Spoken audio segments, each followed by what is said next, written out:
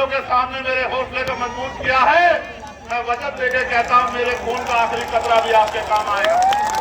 और जो साथी यहाँ मेहनत कर रहे हैं, उन्होंने मुझसे वादा किया था कि आप ज्ञान बाबू को मौका दे दो, हम दिन रात एक कर देंगे।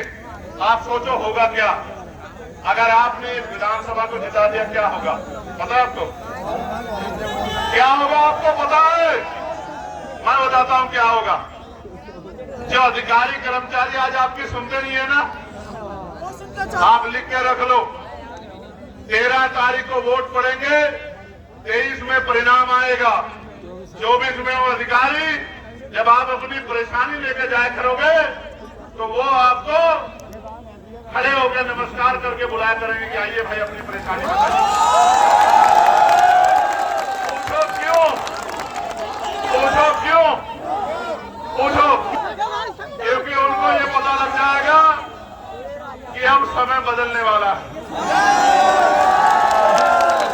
आज इनको दफ्तरों से रोक रहे हो, कल उनका आदमी, कल उनका भाई इतना ताकतवर हो जाएगा कि एसपी कौन लगेगा, डीएम कौन लगेगा, कमिश्नर कौन लगेगा, उसकी कलम से फैसले होंगे।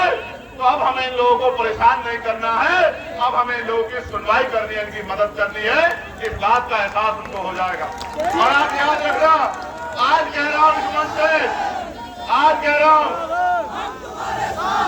2025 शुरू होने दो।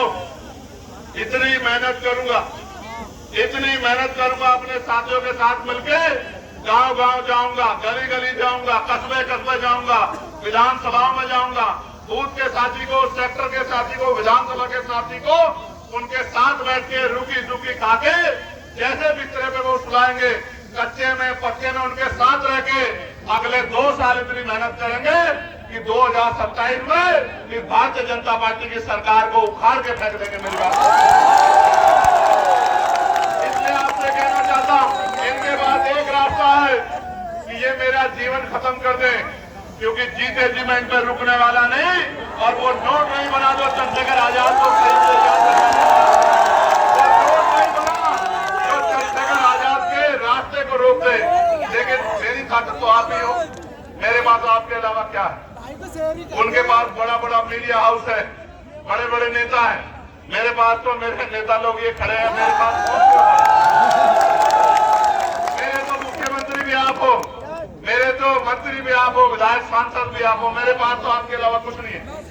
मैं बहुत सपनों में नहीं रखना चाहता, मैं आपसे कहना चाहता एक बार इस लड़ाई का लड़ने का मौका मुझे दो और फिर बताना जो काम 5 साल में हम कर जाएंगे पिछले 50 साल में नहीं होगा और अगले 100 साल में नहीं कोई कर पाएगा। मेरी बात को आप याद रखें। ऐसे स्कूल बनाएंगे, ये नौजवान साथियों सुनो, ऐसे स्कूल बनाएंगे कि प्राइवेट स्कूल की तरफ कोई गरीब देखेगा नहीं, अमीर भी नहीं देखेगा, सरकारी स्कूल में अपने बच्चों को लेकर आएगा। ऐसे स्कूल बनाकर दिखाएंगे, ऐसे हॉस्पिटल बनाकर दिखाएंगे कि प्राइवेट की तरफ कोई झांकेगा नहीं, सरकारी अस्पताल में लोग अपना इलाज कराने आएंगे और तो प्राइवेट हॉस्पिटल का डॉक्टर भी सरकारी अस्पताल में इलाज कराने आएगा। ऐसी सड़कें बनाएंगे कि सड़कों को देख के ऐसा लगा करेगा कि ये सड़क है या फर्श है। मेरी बात को आप याद रखना।